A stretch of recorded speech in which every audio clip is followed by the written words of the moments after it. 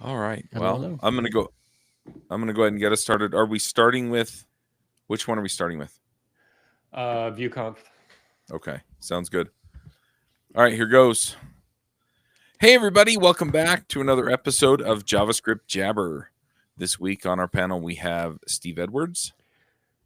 Covering for AJ. Yo, yo, yo, coming at you from a somewhat cloudy and not too cool Portland. Yeah, I don't know if we directly addressed that. I think AJ said it, but he's kind of backed out of the podcast for the foreseeable future. So I think most of his work is not in JavaScript these days, and so he didn't feel like it was a tremendously good fit. But anyway, I'm Charles Max Wood from Top End Devs. It feels like forever since I've been able to get on and record one of these, so I'm kind of excited to see how it goes. And yeah, we have Eric Hanchett. Eric, you've been on the show before, and you co-hosted Views on View, I think, way back when. So you shouldn't be a stranger to people. But yeah, welcome back. Hey, thanks for having me. Yeah, it's been a pleasure. And yeah, Views on View. Look that one up back in the archives if you can. That was a fun podcast. Yeah, all of the archives are still out there. We're not producing any new episodes. Um, I I don't have any plans to bring it back, but if the right opportunity comes up, I guess we could. It's just Anyway, so what's new, Eric? Yeah. Hey, well, thanks for having me on again. It's good to be back here. I thought it'd be fun. I've emailed Steven about like different things that are happening, but one is ViewConf. I thought it'd be fun to talk about ViewConf. For those who don't know, there's a couple different ViewConfs. There's one in the United States. There's one in Europe, but I went to the one in the United States a few weeks ago. Actually, it was in May, so I guess that's a month ago, and it was in Tampa, USA. So I thought we could chat about that at first. Yeah. Now, are all of them put on by the same organization, or do they just share a name, or how does that work? I don't know exactly. I believe they are the same organization that does the one in Europe and the one in the United States. Okay. And it's Evan Yu. I believe it's part of his companies that he's working on, and he helps put it on. I don't think he actually owns the company, but he's a part of it, of course. Right. Well, that makes sense, given his role with Vue. So how was ViewConf?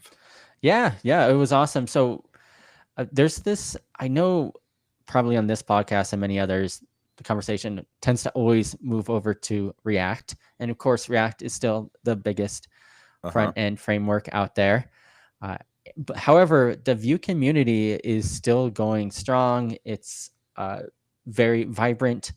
It was a 3-day event, the first day being a workshop, the second 2 days being talks. And well, of course, Evan Yu was there, and we had this nice little quaint conference center that we were at to give all the talks. But it was really just cool to see all the kind of the big names in the Vue community come together and talk. And I think like just being there, just the hallway track itself was worth it. Of course, the talks were interesting. I gave a lightning talk. It was on AI. That's another theme that I saw a lot during the conference. Is just a lot. I think every probably front end conference in the last 2 years have had at least one talk or two on AI, and I think this was no exception. So it was really interesting to hear everybody's opinions about how they're using AI. I'm sure you guys had many podcasts recently about that too, or at least touched on that. So it was really cool, like to be in person and to hear everybody talk about it. So like some really nice, really cool people that I got to meet again was Alex Riviere. He did a really interesting talk on props in Vue 3. Daniel Rowe, you've had him on this podcast before, right? Yeah. Have we had him on here? I know I talked to him a bunch of times on Views on View. About Yeah, it might have been Views on View. I don't remember for sure if we've had him on JavaScript Jabber. Yeah. He did a Nux talk, like the state of building advanced apps Nux, some more of a Nux type talk. And every time I hear about Nux, I just think, man, they're just doing so much, and it's just so cool that's happening in that community. So you don't know that's like a meta framework for Vue. It's sort of the equivalent from React to Next.js's Vue to Nux.js. Mm-hmm. They have different approaches though. Like in the React ecosystem with Next, they've really leaned into the server components, while the Nux side is still by and large client components, but you do have server-side rendering, you do have API routes, but it's not like server components by default. So, Right. and hearing him talk about that was interesting. I also love every talk that I go to at one of these conferences where they have audience participation, and this was no different. Like giving during the talk, we could do emojis. So, have you ever been to a talk that've done that? Like they're like, hey, if you open up, they'll have a QR code and you'll scan it on your phone during the talk, and then you can like press a button and send emoji and it'll show up on the screen.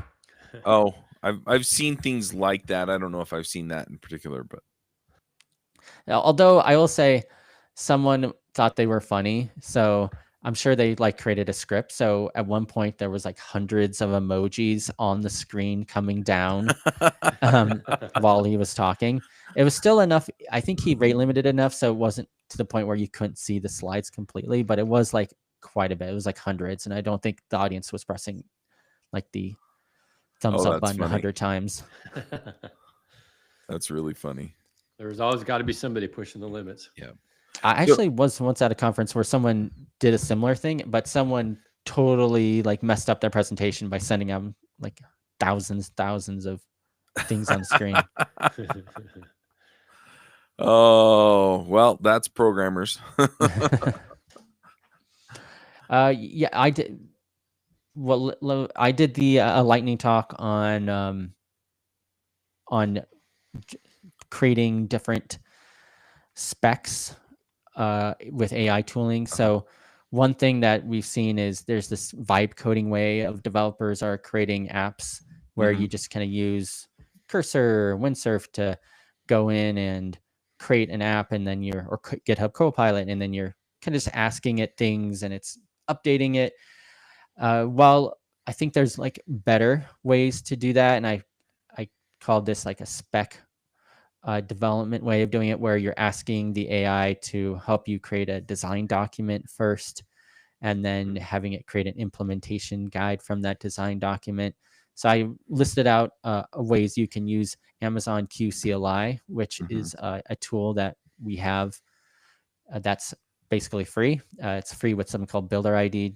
You don't need a credit card or anything. You just sign up with an email address, and then you can start using it on the command line, and you can ask it like, hey, help me go through and add a landing page, or I'm using a CSS. Can you do this? And it can do this. So it could do all sorts of things. And so I walked through this whole presentation of me using this way of creating this design document to help create more complicated apps where vibe coding doesn't quite reach. Yeah, that makes sense. I have to admit that I've been doing quite a bit of that. I mean, for work, yeah, probably 70-80% of the code is stuff that I'm just writing. But I do find that, I'll ask the AI to help me do something, and it'll just, off it goes. And, it gets it 60-70% correct, and then I can fix the rest, and then I put in whatever it is that I need to do and then do it again. So I don't know if that's vibe coding, but yeah, it is. It's kind of an overused term, I think, nowadays, but I'd consider that more vibe coding. I guess if you want in the purest sense, it's where you literally just prompt over and over again, and you never touch the code at all, and you're just kind of changing the prompts over and over again to get what you want. And I think as us developers, that does get a little frustrating. So I'm always like going into the code, fixing things, trying to make it better, or doing inline edits instead of doing it that other way.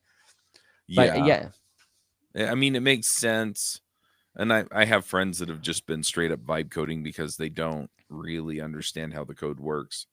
But what I've been seeing a lot where I'm at is that, yeah, a lot of people are using it as kind of that tool where it's, I don't know where to start, or this should be something that the code can, it can ingest enough and then, give me a faster solution than I can come up with on my own. And then, yeah, with my understanding and skill set, I can vastly increase the time frame under which it does whatever it does. And so I'm seeing a lot of developers using it that way to kind of speed up their process. So Yeah, I think that's exactly the right way to do it. yeah, I will say too. Go go ahead. ahead. I was gonna No. say in general too. It was super fun conference, meeting everyone, and I think that's half the part of going to these conferences. But I kind of want to say like a little PSA just for everyone listening that it. I know it's hard because just the economy and some people can go places cannot, but try to go to some of these events because I definitely see it. I'm a senior developer advocate at AWS, so I'm part of my job is to go to conferences, to teach people, to meet people. Right. But I've seen like the conference overall, the attendance in a lot of these in-person conferences they're just not great. Like a lot ViewConf did well, but it's still like in general, it's down still from COVID. Mm-hmm. And just a lot of people are not going to these events as much. They're not going to meetups as much. And that's a real shame. So hopefully we can just get more people and start growing again in some of these conferences because it does have I think it has a lot of benefit. Yeah, I agree. For my job at Price Picks, I'm mostly doing Ruby on Rails, but a lot of the conferences out there, yeah, their attendance is low. I will say the exception in the Rails world is Rails World, and that's put on by the Rails Foundation.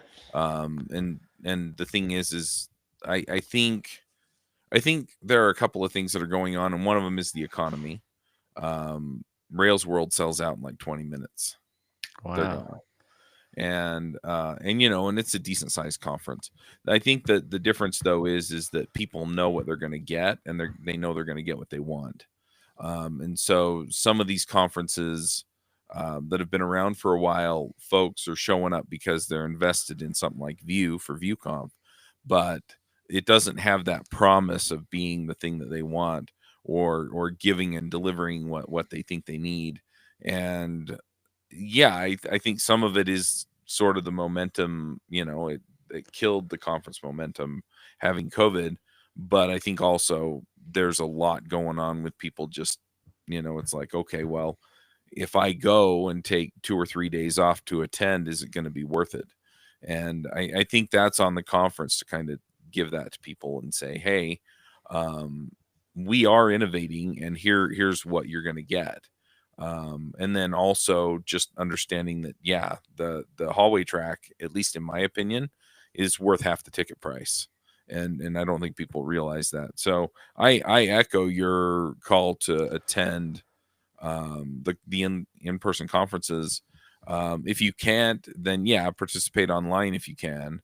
And then the meetups, they just started the meetup here again for a couple of the technology areas that I care about, and they're not super well attended, but they're still very, very helpful because you'll have somebody else show up and talk through something you haven't heard. And so it's like, oh, that looks really useful and I can use that at work. And, anyway, there's a lot to like about that. So I agree. People ought to really be looking at that. Yeah, I'll throw in my 2 cents here. I've been, when I was living in the Drupal world, I went to DrupalCon every year. And like Eric mentioned, the hallway track was probably just as important, if not more important, than the sessions, because the sessions are always recorded and you can come back and watch them later. But one of the things they would do at DrupalCons was they would have a coder lounge where, everybody could just sit there and get together and work on a project, and you would see stuff come from those sessions, that would become modules or, different functionality later. I can remember one particular year I was dealing with a sort of a thorny issue with what's called a migration, which was, where you'd set up a new site and then migrate all your data from your old site to a new site and fit it into the new structure. couldn't figure it out, and I happened to go into the coder lounge, and here's a guy that maintains the module that I'm working with, and sat down 10 minutes, and he helped me figure it out, and I was good to go from there. Yep. Other communications, connections I made with people at conferences that I was able to leverage later.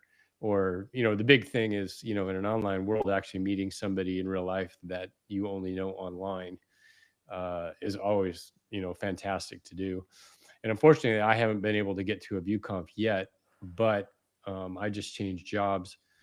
And the organization I'm at now, not only do we run our own conferences in the networking space, but we also encourage going to conferences and making presentations and stuff like that. So my boss and I are already talking about going to ViewConf next year. So I'm really, really looking forward to be able to do that. But the in-person stuff is really worthwhile. You get more than if you do it right. You got to get out and meet people. You can't just sit around and go to sessions and then go back to your hotel room. You got to make an effort to get out and meet people. But it's always worth it. Yeah, I should clarify, if you haven't picked up on it by now, the hallway track is basically the socializing that happens outside of the sessions. Right. So a lot of times I can't describe how many times I've been to conferences and just been standing right outside of one of the lecture halls and just chatting with people. And I've done this for podcasting conferences and for programming conferences, and the connections are priceless. I mean, people just, you'll find people that have solved the problem you're trying to solve most of the time. Oh yeah. And so just having those conversations, oh, well, what are you doing? Oh, well, there's this, and this, or we ran into that last year and we solved it this way. And then the other thing that you run into is just, beyond the connections, it's people giving you those technical ideas. And so so it may be somebody that you interface with a bunch of times after the conference. Okay, well, how did you get past this part of this problem? And then other times it's just, it's, hey, I hadn't even thought of that. And it takes you down a path that solves a bunch of problems for you or your company. And anyway, it's really terrific. So yeah, I remember I was at DrupalCon one time, and there was this one thorny issue I'd been trying to address, a particular site I wanted to create. It was real data management heavy, and this is back before a lot of the tools that we have now that make things so much easier, before Laravel, before Inertia, before any of the JavaScript frameworks, where you pretty much just had CMSs. And met a guy named Travis Tidwell at Drupal who was talking about a Drupal module, but he ended up forming a company called Form.io, which is really sweet form rendering platform that uses JavaScript. And I was going to say, the name sounded familiar. That's where. Okay. Yeah. We've had Travis on a couple times. Yeah. And that was in the days of Angular 1, before Vue was really out. I think React was fairly new. Node was fairly new. And his platform used they were Mongo, Express, Node, and Angular. So the mean stack. And it's expanded since then to be fairly JavaScript, agnostic in terms of framework. Anyway, I said, hey, this is my site. I want to do this. Would Form.io work for this? He goes, yeah, that'd be perfect. You could do this and this. So I ended up starting to play with it, and I pestered him so much that he asked me to actually come do some work for them. And I actually did a bunch of work for Form.io in Angular 1, and then moved on to Vue after that. But all that from a 2-minute conversation at a conference. Yeah. So you definitely have to be deliberate, to make sure that you get those conversations, because it is easy. And I've been to conferences by myself where I've gone to the talks, went to my hotel room, maybe did the after party the last day, and that's it. But yeah, you have to definitely be deliberate to talk to the people between the talks. I actually, in fact, a couple of people I've hung out with, they'll skip a talk. If they find they see a talk that they don't think is interesting, they'll skip it, and then they'll just hang out and wander around and talk to people that are in the hallways, or usually a lot of places will have sponsors too, which might they'll be have good. an expo hall of some kind. Well, usually, I mean, the presentations are recorded anyway, so you can watch it at any time. So unless you specifically want to interact with the presenter or somebody in there, you can Mhm. always watch those later and take advantage of the other stuff. I know one thing that DrupalCon used to do that I loved was so much fun was they did a trivia night. And so people would get together in teams and they'd have somebody up on the dais, answering the questions and stuff. Then you'd record answers and they'd score it. So much fun. Just because it was so much geek humor. Unless you weren't in the community, you might not get half of the jokes because it was so geeky. And one of my one of the favorite things I can still remember from one we did at the World War II Museum in New Orleans one year was the team names alone. Just looking at the roster of the team names, the names that people came up cracked me up so bad. Yep. But that was so much fun, and one of the highlights of the conference every year, for sure. Yeah, Eric, I'm curious, were there big announcements at ViewConf? New things in View or in the community?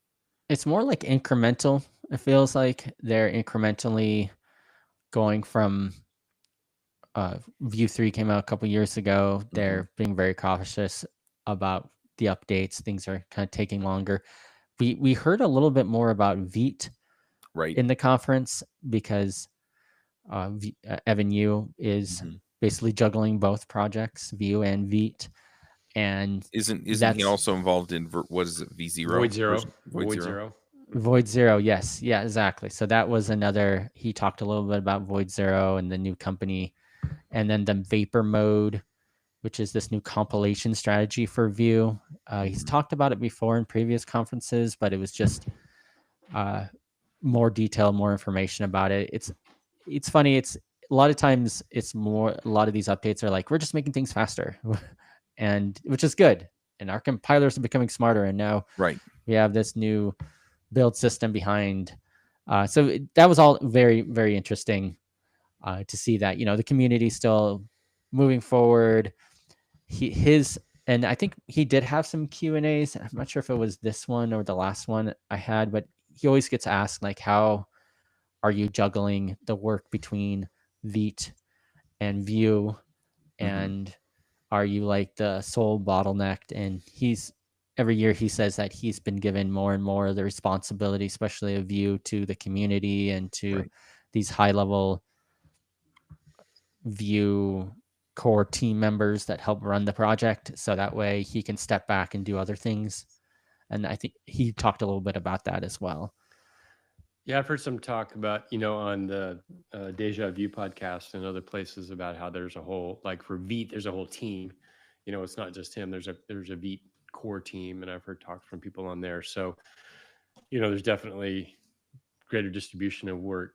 So you don't have if Evan gets hit by a truck, the proverbial truck, one day, then the work would still continue on, and there's people that are versed in what's going on. Yeah, exactly. Yeah, and I think they're with this roll down and this his new company, they're really planning to open source a lot of what they're working on to make this compiler faster. I don't know all the details of it. It sounds really interesting though. Well, I think the idea is, as I understood it, because I talked about it, I think last week or previous episodes as picks, but if the idea is to create, sort of one, I don't know if you want to say one stack to rule them all, but at least one tool chain that's somewhat integrated, because with Vite as it is, he was incorporating roll up. And so now they're creating, roll down, which is your own version of roll up, except written in Go, if I remember correctly. Rust. Oh, yeah, maybe. Go or it Rust. Was one of those, yeah. Yeah, one of the languages du jour in that area. But anyway, that's basically what Void Zero is. And yeah, I'm just looking at his latest tweet. 3 times faster builds, better chunk splitting controls, advanced chunks, better correcting strictness, module execution, order guarantee. So I guess the question that I have to kind of bring us back around to ViewConf a little bit is, because I haven't really been following along with what's going on in the Vue community. So what does it look like at this point? What if I was like familiar with React, or I had been following along with it a few years ago, what's changed? What's different? Yeah, it's been pretty stable for a while. The community for a while, there was this big gap between View 2 and View 3, Mm-hmm. and a lot of companies were in View 2 and they were migrating to View 3, and then View 2 had an end of life on it. There is a couple, I think there is one company out there that will give you additional support if you pay them, if you're still on View 2. However, that transition, I think the end of life was last year. Mhm. I'd have to look at the exact dates. So the community is definitely on the View 3 world now. It's and Nuxt seems to be just gaining Mhm. more and more Mhm. steam as the preferred way to start your View applications, because it has kind of everything out of the box that you need and it has some really nice features like file-based routing Mhm. and SSR and static site generation and all those fun terms that we've talked about a lot. So you can really start your app there. If I was starting a new View app today, I would start it with Nuxt. And there is a Nuxt, I believe Nuxt 4 is coming out soon, and you can, with the latest version of Nuxt, you can do like compatibility mode with Nuxt 4, but it's not going to be, it is a breaking change, but it's not anything to like what View 2 and View 3 was when that Right. was a really major breaking change.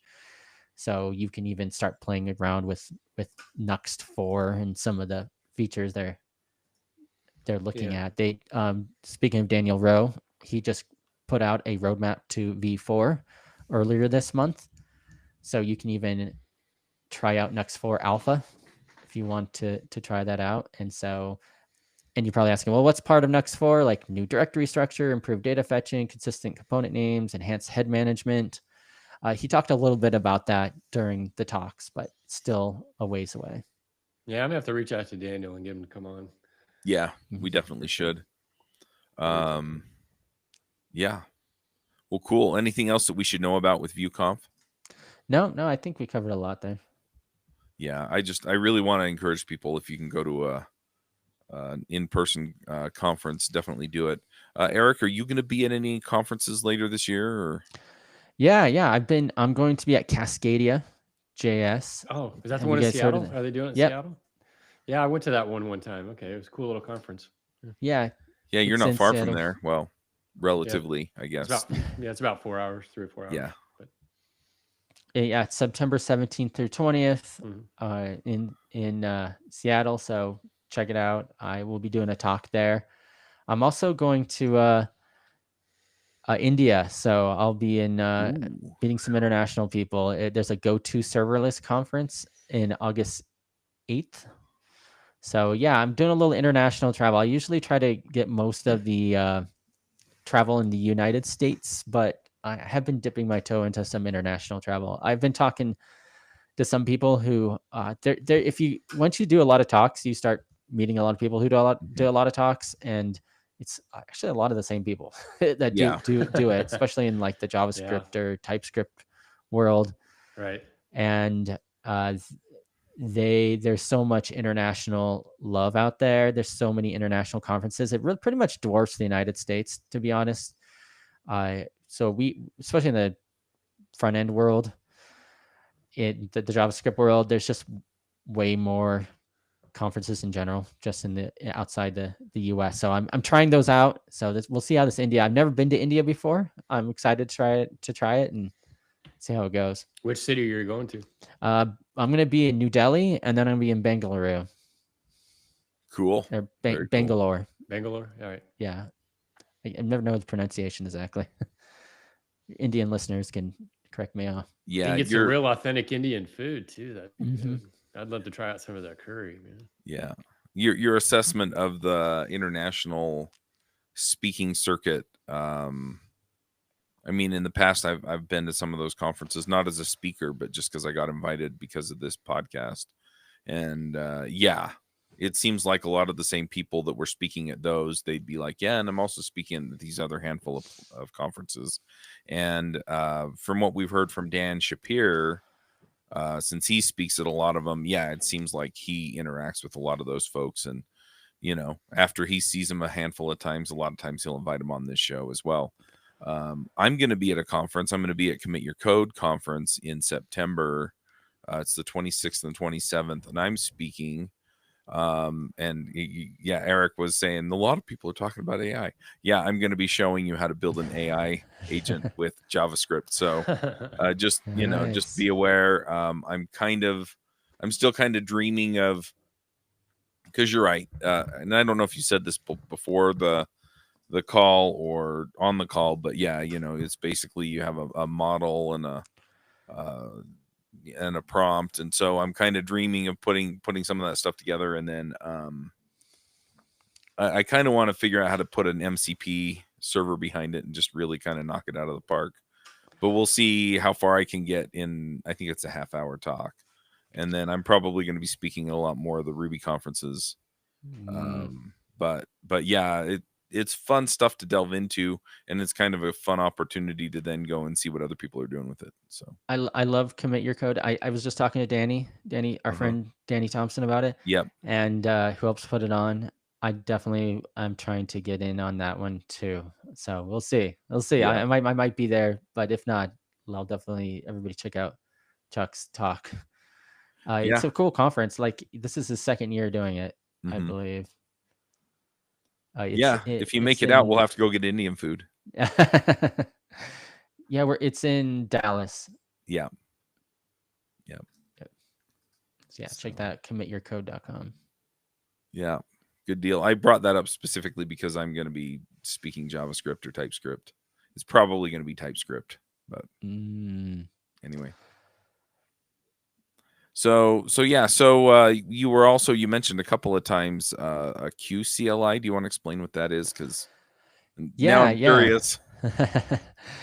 Yeah. Well, so I want to, speaking of ViewConf, I was just there, and during my talk, I mentioned Amazon QCLI, and I asked, like, has anybody heard of it? And like, not many people have heard of it. So hopefully some people, so hopefully some people do. So we have Amazon Q is our AI assistant to help developers create code. So we have, let me see our official tagline on, if you look it up, it says the most capable generative AI powered assistant for software development.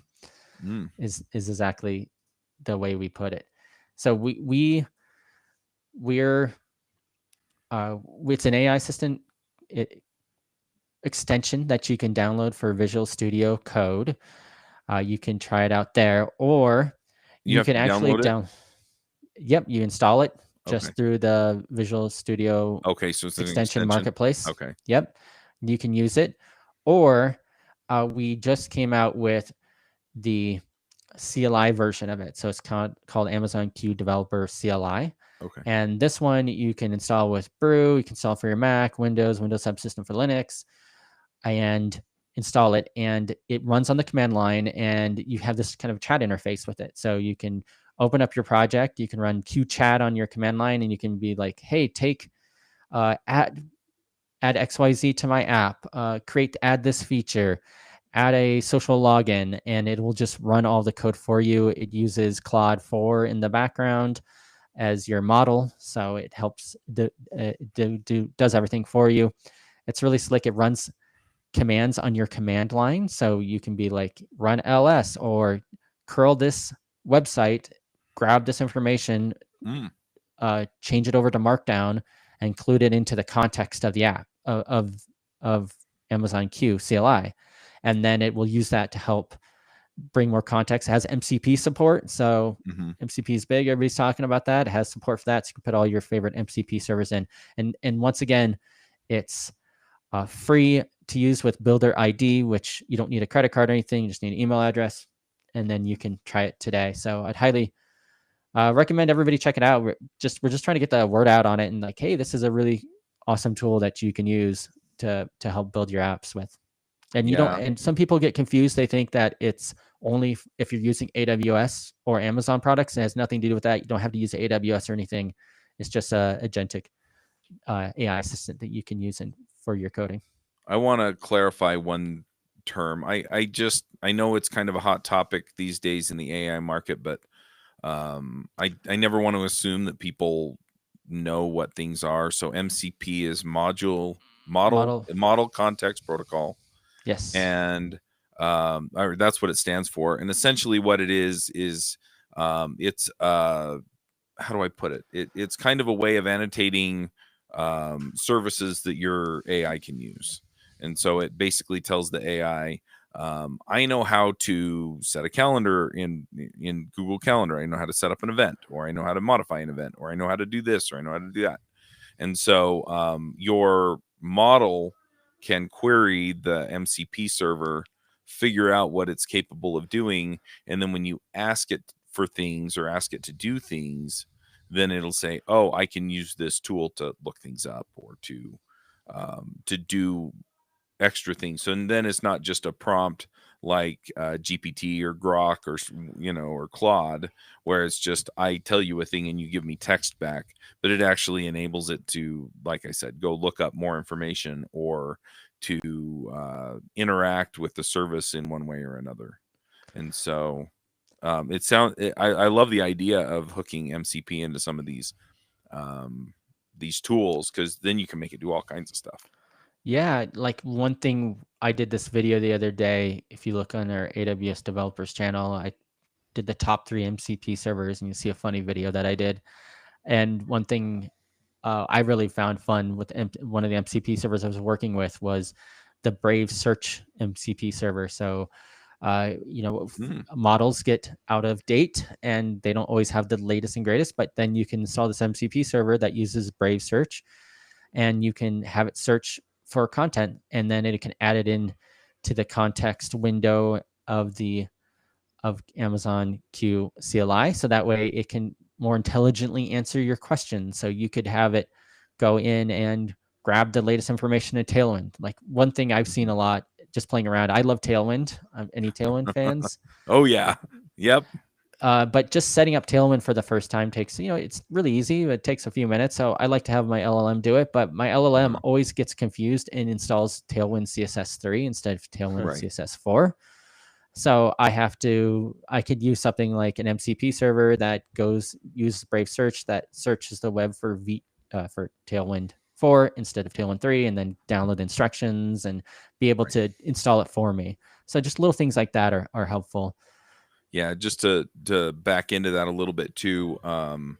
So there's the idea of latent space in your model, and the latent space is, here's all the things that we trained it on, and then the way that it works is it predicts what the next word or token should be in its response, and so it can only really do that off of the data that it was trained on. And so Eric's talking about, hey, if it got trained on data that's a year old or 2 years old, then it doesn't know a lot or anything about Tailwind 4. And so that's where he's saying, yeah, I use an MCP server that tells the AI, here's how you go look stuff up, right? And so then it goes and it says, oh, well, I don't know anything about Tailwind 4, so I'm going to go look it up. And then it pulls it back in, it puts it in the context window, which says, for the rest of the prompts that come in this series, I'm going to remember the stuff in here. And so then it can do the right thing. And so, yeah, it's super, super handy to be able to do that kind of a thing. Yeah, that's a little bit of the talk I had at ViewConf, going back to that a second, because you do have a limited amount of space that the LLM has to do things. So that's called a context window. Yeah. So that way it doesn't remember everything forever. So it only has a certain amount of space it can remember things. So every time you talk to the large language model, you want to make sure it has the right information. You want to kind of preempt the whatever AI assistant tool you're using to make sure it has all the information it needs, so that way it's not relying completely on the model. Although the models are getting so good. I was at the Claude Code conference in San Francisco last month, and with the Claude 4 announcement that came out, I mean, they're moving fast. It's always like every week there's another model, large language model, that's on top, and then someone leapfrogs them, and it's really interesting to see how fast this industry is moving. But still, context windows, things you still want to have, like an MCP server, is really nice to help solve some of these problems. Yeah, absolutely. But the other thing is that if you have an MCP server that, for example, will interact with GitHub, or with your email service, or with your reporting service, or things like that, then you can use it to do some of your work or to get you better information or things like that. And so even though it's not, I guess it personalizes it more is what I'm saying, because it can go and get things that directly affect what you're concerned about instead of just assuming generically, okay, you gave me this prompt and here's my answer. And so it really does open up all kinds of possibilities for you. In fact, in that video I just had, the third one I really liked was the GitHub MCP server. So you can push up PRs, you can do all sorts of, you can look through your own projects and grab information and then add that into any questions that you ask. Yep. Yeah, there's so much cool stuff you can do with that. So so how do people get the QCLI or install? You said you can just get it as an extension on VS Code, which I assume works with Cursor as well, since that's its basis. What's the basis? What are you saying? Cursor is based on VS Code, so I'm assuming you can get it there too if you want. Yeah. Well, I would probably recommend, and I'll maybe in the show notes, is we have a GitHub repository. It's open source, so we'll have the Amazon Q Developer CLI. I think maybe try that one out first. Okay. And just you can either search for Amazon Q Developer CLI through GitHub, look at the show notes here, and then right on the GitHub page is instructions on how to install it for Mac OS, Linux, Windows, or you can even remote. Like if you're SSHing into a box and you want to use it, you can install it. Oh, nice. So I'm looking, Eric, I'm just looking at the docs page and then also looking at the repo. Now I'm a fan of the Warp terminal. And I don't see that listed in either places. Am I understanding correctly that you wouldn't be able to use it with Warp? No, you should be able to use it with Warp. Yeah, Okay. that should work. I mean, Warp is just it's a CLI, but so it'll run your Z shell or your bash or whatever. And so as long as it's installed and you have a command line, okay. Oh yeah. You can access it from the command line. You should be able to run it. Right. Okay. I mean, Warp has its own AI capabilities, and so you might I don't know how those jive, but up. yeah. Yeah. Hey Warp, write me a good prompt for QCLI. Right. Yeah, it's got. Yeah, you can just with Homebrew, so I would assume it would be available. What's really cool about the time we're in, there's so many neat tools out there, but it's you can really kind of pick and choose what you want to try out. Yeah. The way I'm feeling listening to, we've talked with people about MCP and we're talking about all this stuff. And I've been, in terms of the explosion of tools available, we used to talk about JavaScript fatigue with all the frameworks and stuff. I'm sort of feel like I'm drowning in all the different tools and LLMs and integrations and stuff that are available out there. As far as that goes, I mean, there are a ton of tools out there that you can try. But I mean, I'm getting a ton of mileage out of just Copilot, GitHub Copilot.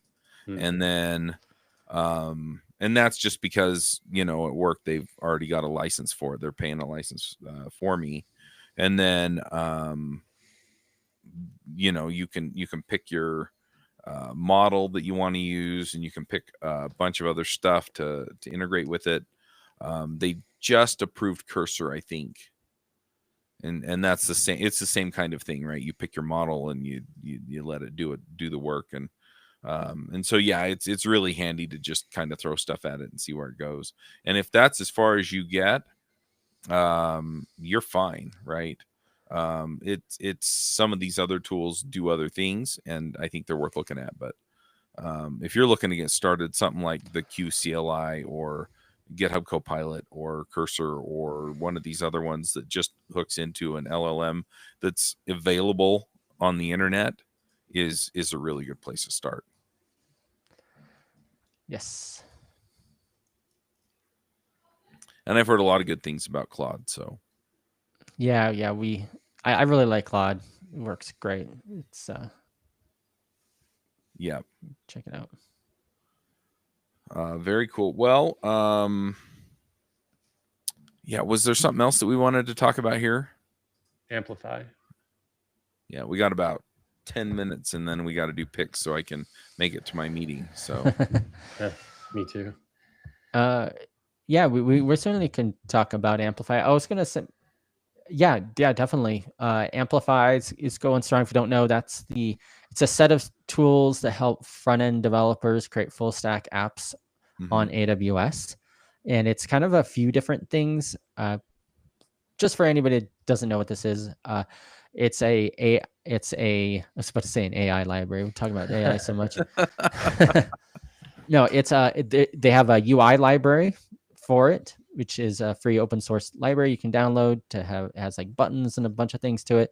Uh-huh. It has they also have something called connected components, which help you like connect to AWS services like your S3 bucket, like has a file uploader. It has something called like storage browser. And then it has an authenticator, which is Uh-huh. a way to add in like authentication into your app.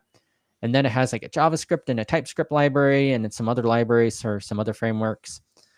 And then there's a hosting service. So we have a hosting service. So this isn't funny. I was just listening to a rival podcast. I guess I won't name them, but they were You talking can name about, them. If they're a good show, people should know about them. yeah, Syntax FM. Yeah. With Wes Voss and them, and this was like a couple months ago, and they're like, I can't believe AWS doesn't have a managed hosting service. And I'm like, yeah, we do have a managed hosting service. It's called AWS Amplify Hosting.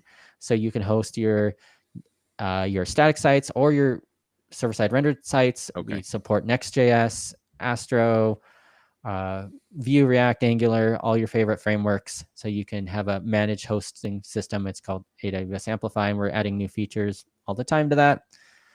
And then we have something called Gen 2, which is more of our infrastructure as code tooling.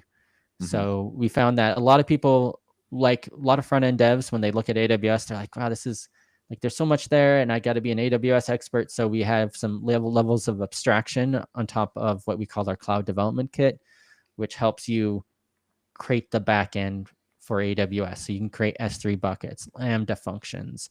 You can even talk to Amazon Bedrock, which is our API for a bunch of different AI models and large language models. Then you can even drop down to our cloud development kit layer, CDK layer, to add other things in. So we have a bunch of different tooling for it, and we're just continuing to move forward. We're trying to get more people to know that AWS is definitely an option for front end developers, and that that it's available out there, and it's pretty competitive. Yeah, I remember a few years ago, I can't remember who I was hearing about it from, but it seemed like it was this super nice backend as a service. It seems like there's a whole lot more to it now with the UI components and some of the other hosting options and your ability to, lock into some of those services that are really nice to have, like the Lambda functions and things like that. So, man, I might have to go have another look at it. And by the way, I did reach out to Wes after I heard that podcast on X, and I'm like, hey, by the way, we do have. He's like, yeah, he knew about it just at that 1 second. I think Yeah. even Scott Talinsky mentioned it after he like didn't realize we had it. So Yeah. For anyone's listening, you don't need to reach out to Wes. We talked. No public shaming required. Yeah. Yeah. Cool. So is that something that, let's say that I'm using React or Vue. We've talked a bunch about Vue. So how do I start putting something together for Amplify if I'm thinking I kind of want to build a thing? I don't necessarily want to be a back-end expert, and Amplify seems like it's something that will help. How do you start plugging stuff into it and moving fast and breaking things? Yeah. Well, we have a whole doc site. We have a whole like getting started guide on our docs.amplify.aws, docs.amplify.aws. And you can just follow like our getting started guide to look at how to use this. And you can also mix and match that. You can just use the hosting by itself and not use any of the backend services that we have. So that's certainly, we have a whole Amplify console. So once you sign up for your AWS account, you just search for Amplify, and then you can connect up your GitHub repository or your GitLab or a bunch of different version control systems. And then once you connect it, every time you push, it'll build your site. And And there you go. You can have different branches if you want to have like a testing branch and a QA branch. And so you can have multiple branches, we have obviously domains. You can have multiple subdomains. You can password protect them if you like. You can hook it into your existing CI/CD pipeline. You have like Jenkins or something like that. We have hooks available so you can have it build. But I would say to start off with, just check out the docs.amplify.aws and take a look at some of the guides there. And then you can easily just connect it all. Yeah. What's the URL for that? Docs.amplify.aws. Okay. Oh, I didn't know AWS was a top level domain. Yeah. Oh, it's .aws is the TLD? Yeah, it is. Yep. Oh, dang. That's fancy. Yeah, you said amplify.aws, and I was like, okay, but what's the website? So that's good to know. Very cool. Well, is there anything else going on with you that we want to talk about here within the last couple minutes, or should we just move into picks? No, yeah, just I guess to go back, hope to see if you are at any of these conferences we're gonna be at. Yeah, come and say hi to us. Everybody here on this call included. I guess I know Steve. You said even you're gonna be at ViewConf next year, so. Yep, that's the plan. Yep. Mm-hmm. All right. Well, let's go ahead and do picks, and that way it sounds like Steve and I both have a hard stop. Sometimes it's like I have a hard stop, and what it really means is that I should be off at this time, but in this case, I actually have to be off. So, Steve, do you want to start us off with our picks? Sure. So before I get to the high point of every episode, at least the ones that I'm on, the dad jokes, I'm going to pick a movie. And I saw this when I was on my way to Washington, D.C. with my son's class at the end of last month. And it's called One Life. It came out in 2023. It stars Anthony Hopkins. And it's a true story about a guy named Nicholas Weldon, who right before Hitler invaded Czechoslovakia in 1939, they had already taken over the Sudetenland, and so there was a lot of orphans and children there whose parents had been taken or disappeared, and so he worked with some other friends and arranged transport of a bunch of orphans, Czech children, to England. And what made it tricky was that England would only take them if they had a family that was willing to take them, and they had to pay £50 for a fee for each child to come across, to come over. And so he had to come back and use letters to the editor and the media and raised a bunch of money and was able to transport on 8 different trains about 669 children, orphans, to England to be with families. And the plan was that they would be able to reunite after the war. Well, that never happened because all their families disappeared or were sent to the camps. And so he sort of sat on it and kept it quiet. And then in 1988, in the 1980s, it was 1987, 88, he still had a scrapbook of all these kids. He had the addresses where they'd sent. And he turned them over to a historian whose husband happened to be a newspaper reporter. And they did some investigation. And long story short, they brought him on this British show called That's Life, which is sort of a funny comedy type show. And they introduced one of the kids that he had saved that never knew who had saved her. And then these kids started coming out of the woodwork. I was one of the ones that saved. And so the next week they had like 60 actual kids that he had saved in the 1930s that never knew who had helped to get them out. And he ended up being knighted by Queen Elizabeth in the early 1990s. Just, it's an unreal story, fantastic story. And the movie's really good. And it actually recreates the actual TV show from Britain. It's, if you go on YouTube and just Google Nicholas Winton, W-I-N-T-O-N, That's Life, it's the first thing that'll come up. Really moving story. And it was interesting for me because I was on my way to DC, and one of the things that we saw was the Holocaust Museum when we were there, which is quite a moving experience in itself. But a really good movie worth watching. I've already watched it twice in the last month.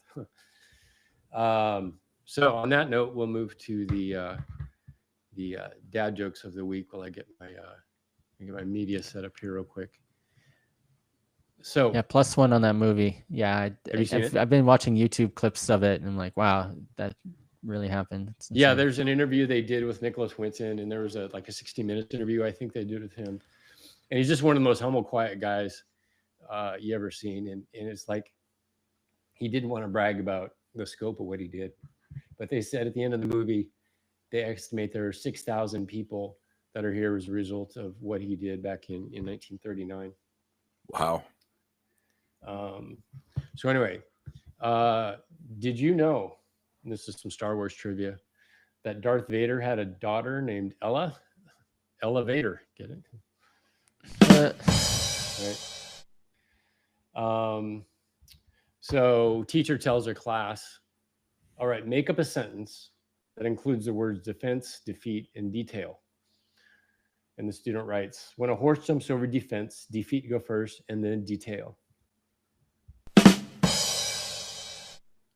Right.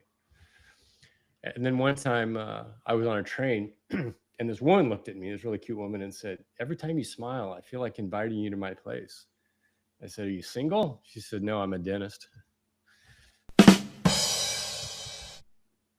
So those are the dad jokes of the week.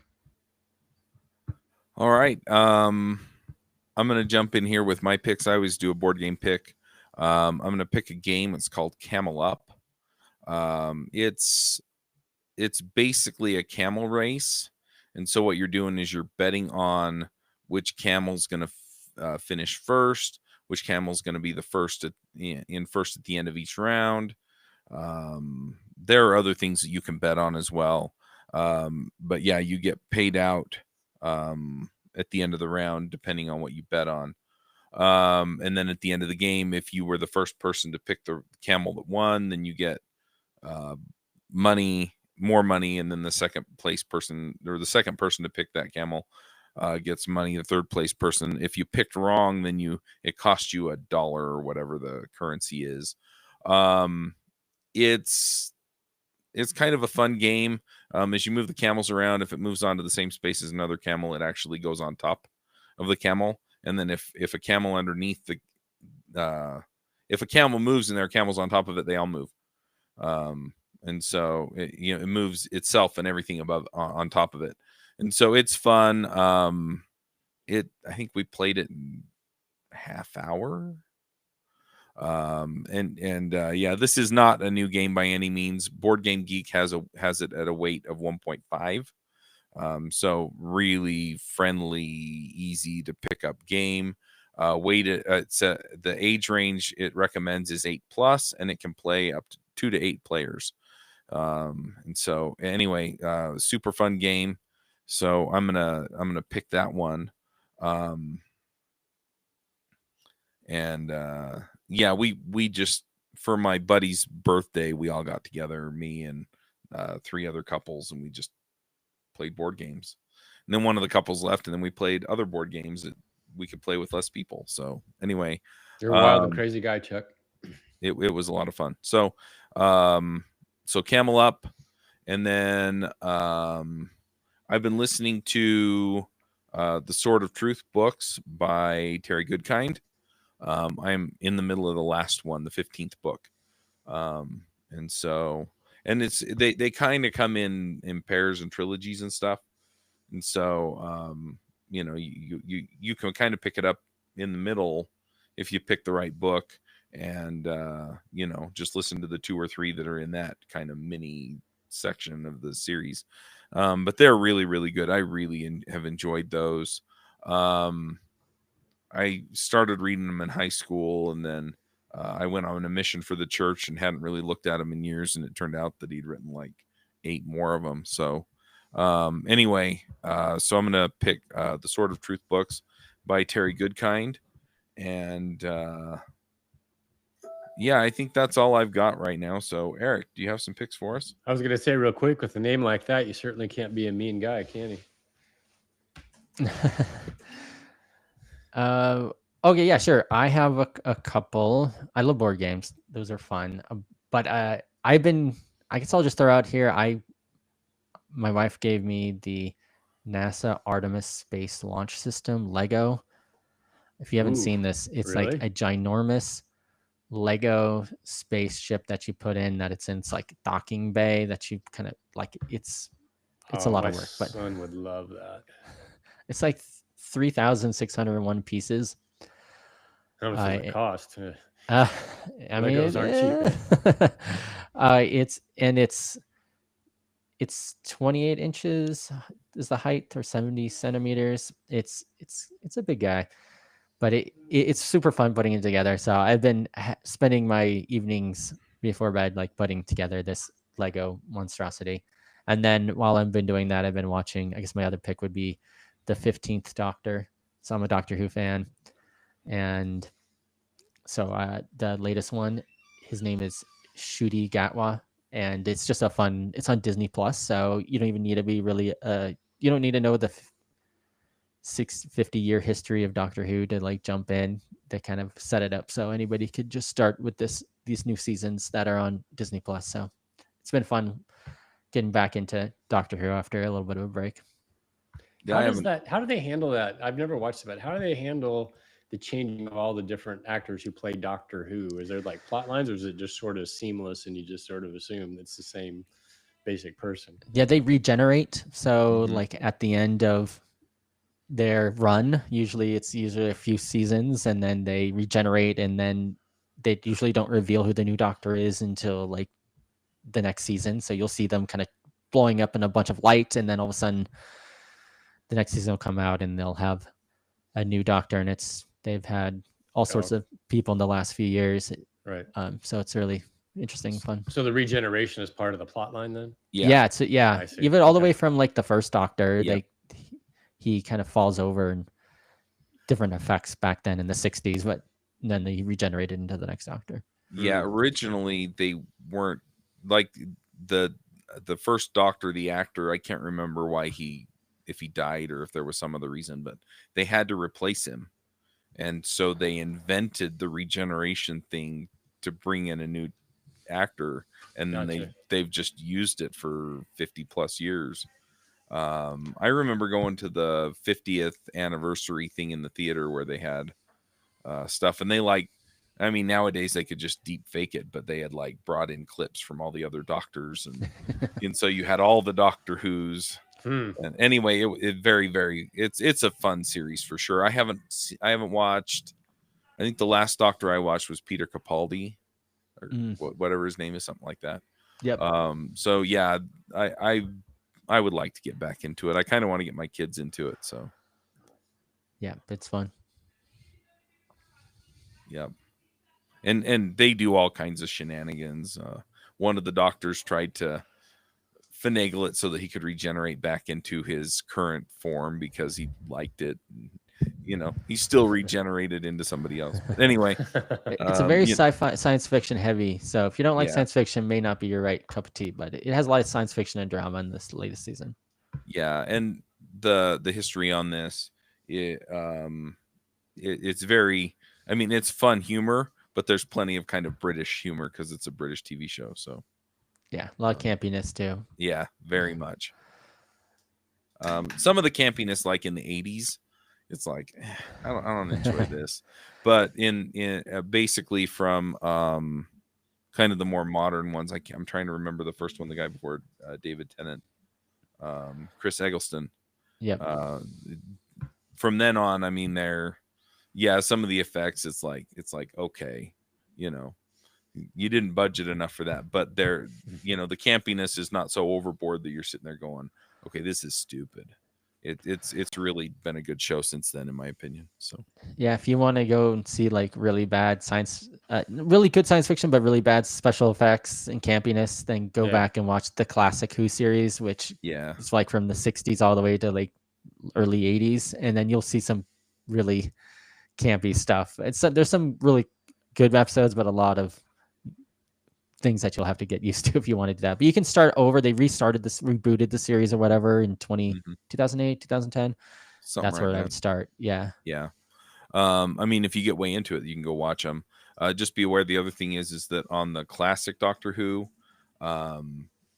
they used to recycle the tapes, and so they don't have all of the old episodes. And so if you're watching them in order of what they have, sometimes there are gaps. Yeah, the first 2 seasons for sure. Yeah, Yeah. there's missing episodes. Those are you can get it like on BritBox if you want to watch that. It's 2005 is when the new modern Who started. Yeah, but they're super fun. The Mhm. modern ones are super fun. So, and they each have their own flavor of the Doctor, which is also fun. So, Mm. all right, good deal. Well, before we wrap up, Eric, if people want to get in touch with you or find you on the internet, where do they find you? Yeah, you can find me I'm on X at Eric CH. I'm on Blue Sky if you're a Blue Sky fan at Eric CH or Eric Kanchet on Blue Sky. And yeah, probably those are the best places. Also, if you look at the AWS developers channel, you can find some videos from me on there, and that's on YouTube and Instagram and LinkedIn. Yeah, and when he says Eric, Eric is spelled ERIK. Yes, ERIK. Yep, For those ERIKCH. that, yeah, if you're like, can't find it, use K. You'll find it. Yes. Are you still doing much on Program with Eric? Oh yeah, I mean I have my YouTube channel. It's Right. Program with Eric on YouTube. I have stopped posting there as much, but occasionally I still post there too. Yep. So check out my YouTube channel. Have many videos on there. Yeah, All right, you're good doing deal. about once a week for a long time, if I remember. Right? Yeah, I used to. All right, well, I'm going to wrap us up. Thanks for coming, Eric. It's good to see you again. Yeah, good to see you. All right, till next time, folks. Max out. All right. All right, I'm going to hit stop.